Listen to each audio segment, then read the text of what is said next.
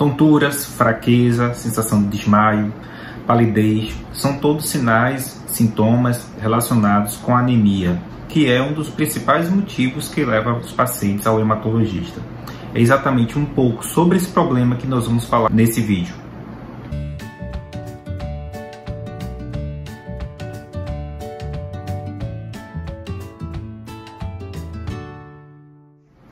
Olá, meu nome é Gedson Cruz, sou hematologista do canal de hematologia Hemato na Web. Vamos aqui, mais uma vez, ficar 10 a 15 minutos falando um tema importante e relevante da hematologia ou da medicina de forma geral. Hoje vamos falar sobre um tema que corriqueiramente leva os pacientes ao hematologista. É algo que é bastante comum. Você tem ideia da necessidade de avaliar melhor esse problema que nós vamos referir hoje nesse vídeo? Cerca de metade dos pré-escolares de todo o mundo, segundo dados da OMS, é portador desse problema. Da mesma forma, o custo para as operadoras de saúde, até mesmo para o sistema público de saúde, é bastante relevante, a ponto de consumir muitos milhares de dólares nos dados americanos. Estamos nos referindo da anemia, que é um dos problemas que muitas vezes leva o paciente ao hematologista. É, sem sombra de dúvida, o principal problema que faz com que aquele paciente vá procurar o hematologista, o especialista, para ter um parecer ou uma consulta. O mais interessante, talvez seja também a sua curiosidade, é saber o motivo dessa anemia, ou seja, o que faz esse paciente a apresentar tal sintomatologia e, claro, faz ele procurar o especialista, que no caso é o hematologista. Podemos considerar a anemia de forma bem simplificada como uma redução da quantidade de glóbulos vermelhos no sangue. Uma redução essa que pode ser secundária a diversos motivos, porém, comumente ocorre uma redução da hemoglobina, fazendo com que o paciente passe a apresentar sintomas relacionados a uma redução da entrega periférica de oxigênio. Isso porque a hemoglobina tem por principal função o carreamento do oxigênio, o transporte de oxigênio. Uma vez as células vermelhas, os glóbulos vermelhos estejam oxigenados, e eles fazem isso nos pulmões, eles partem, bombeados pelo coração, aos diversos órgãos do corpo e entregam esse oxigênio que foi ligado no pulmão para as células que necessitam dele. E eles trazem de volta uma parte do gás carbônico. E assim ocorre a respiração como nós conhecemos. E uma das peças fundamentais para que essa respiração ocorra de forma normal é o transporte de oxigênio de forma adequada. Eu não vou entrar em detalhes acerca do transporte de oxigênio, porque a hemoglobina é apenas uma das variáveis. Depende de outros fatores, como é o caso do débito cardíaco, do próprio volume intravascular, da concentração da hemoglobina, como eu afirmei, depende da própria concentração arterial de oxigênio. São diversas as variáveis que implicam na alteração da entrega periférica de oxigênio. E a gente vai restringir nosso estudo para aquela que nos interessa, que é a anemia, que no caso é a redução da concentração da hemoglobina. Os valores de referência para a hemoglobina variam de localidade a localidade. Por quê? Porque existem peculiaridades regionais, genéticas, que faz com que cada população tenha um valor de referência, ou seja, o valor que é considerado normal para aquele determinado grupo. Ou seja, um grupo de população afrodescendente, africana, tende a ter um nível de hemoglobina menor do que o americano, latino, do que o americano caucasiano, europeu. Porém, nós utilizamos muitas vezes como um valor de referência para o conceito de anemia, o valor de referência estabelecido pela OMS, pela Organização Mundial de Saúde, que é aproximadamente 11,9, 12 para mulheres e 13,5, 13,6 para os homens. Da mesma forma, crianças possuem valor diferenciado, porém, à medida que se aproxima da idade adulta, os valores tornam-se semelhantes ao que nós estabelecemos também nos adultos. Então, podemos conceituar a anemia também, além da redução da quantidade de glóbulos vermelhos, pela redução do hematócrito e da hemoglobina, a partir desses valores de referência. Mas qual a causa que leva a essa redução? Mas antes de continuar, eu gostaria de pedir o seu apoio, pois a gente sabe que like não se pede, se conquista, e eu espero que você dê o like se você considerar esse conteúdo realmente de valor. Da mesma forma, considere se inscrever, assinar o sino das notificações para você ser notificado de, porventura, algum conteúdo novo. E claro, se você acha que esse conteúdo é interessante e que pode ser interessante para outra pessoa também, não deixe de compartilhar, pois assim a gente pode ganhar relevância tanto no YouTube como divulgando conteúdos de hematologia para outras pessoas também. Voltando ao tema aqui do vídeo, vamos falar então dos motivos que levam a essa redução da quantidade de glóbulos vermelhos, da redução da concentração da hemoglobina. Bem, vamos dividir essa redução em alguns grupos para facilitar. Existem os grupos das chamadas anemias carenciais, existe também o chamado das anemias hemolíticas e também das anemias hereditárias. De forma bem simples, vamos dividir esses três grandes grupos. A anemia carencial é aquela oriunda da redução de determinados fatores que são essenciais para a hematopoese. Dentre eles destacam-se o ferro e a vitamina B12 e o ácido fólico. São todos elementos que são absorvidos pelo intestino e tem todo um mecanismo de absorção. E o comprometimento desses mecanismos de absorção em algum ponto, seja no estômago, seja no intestino delgado ou no ilho distal, já mais próximo ao intestino grosso, isso faz com que leve a uma redução da absorção de algum desses elementos. Existem, claro, outros elementos que são também fundamentais, dentre elas vitaminas do complexo B, mas sem sombra de dúvida, esses três são os principais elementos que levam na sua redução a uma quantidade significativa de pacientes portadores de anemia. E aí entra também um conceito mais recente. Nós, ultimamente, temos recebido vários pacientes portadores de anemias carenciais oriunda de procedimentos cirúrgicos relacionados à perda ponderal. Ou seja, aquele paciente que tinha obesidade anteriormente é submetido a um procedimento cirúrgico, que a gente chama de procedimento de cirurgia bariátrica, em que ocorre uma redução da absorção desses elementos, tanto ferro como B12. Então há um comprometimento da absorção desses elementos e uma tendência maior a ter anemia carencial. A gente também não pode esquecer que a anemia carencial, podemos dizer também que é aquela oriunda da perda crônica desses mesmos elementos.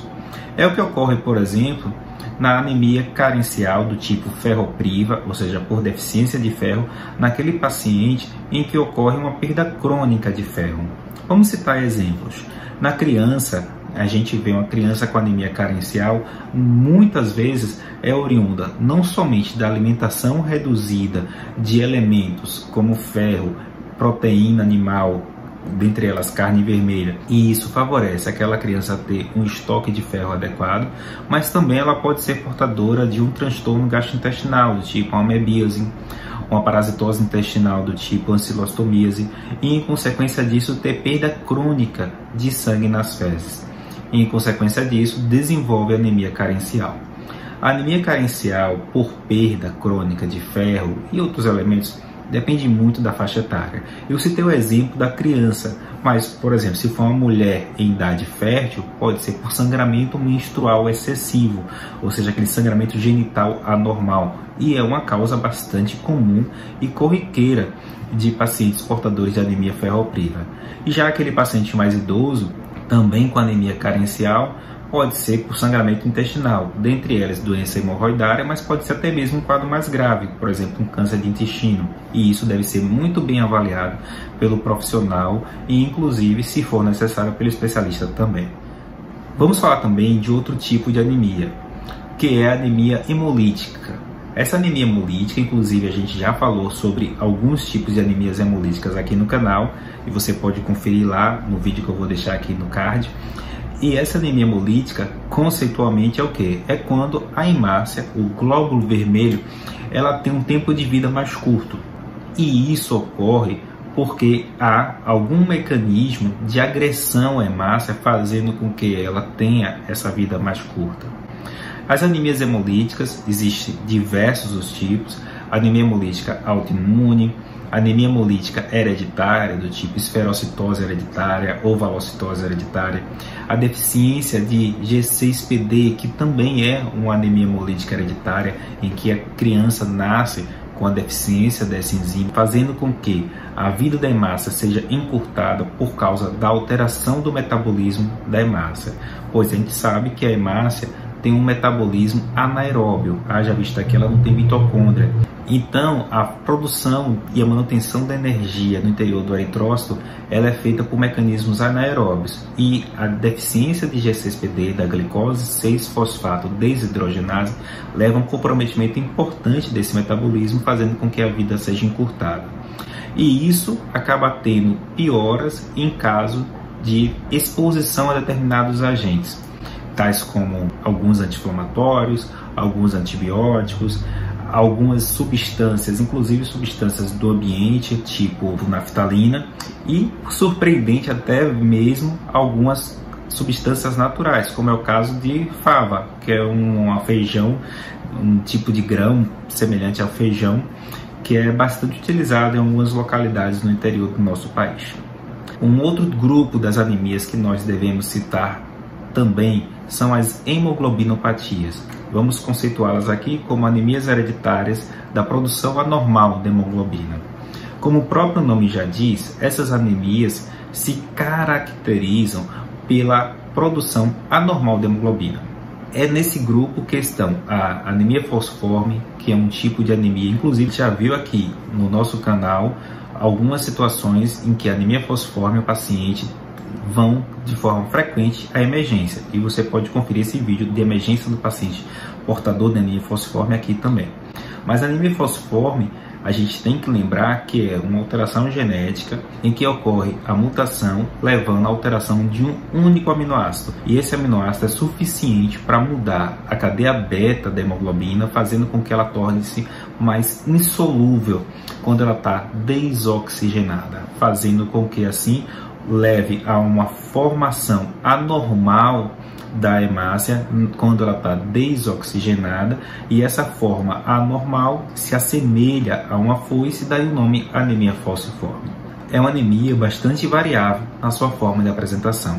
Há casos relativamente brandos, porém há casos bastante severos, bastante graves, levando a complicações que comprometem de forma significativa a qualidade de vida daquele paciente, como é o caso de pacientes portadores de acidente vascular encefálico, de infartos, principalmente infartos ósseos, priapismo, síndrome torácica aguda, que são todas complicações naquele paciente portador da anemia falciforme, e que muitas vezes o tratamento dessa enfermidade passa por transfusões crônicas.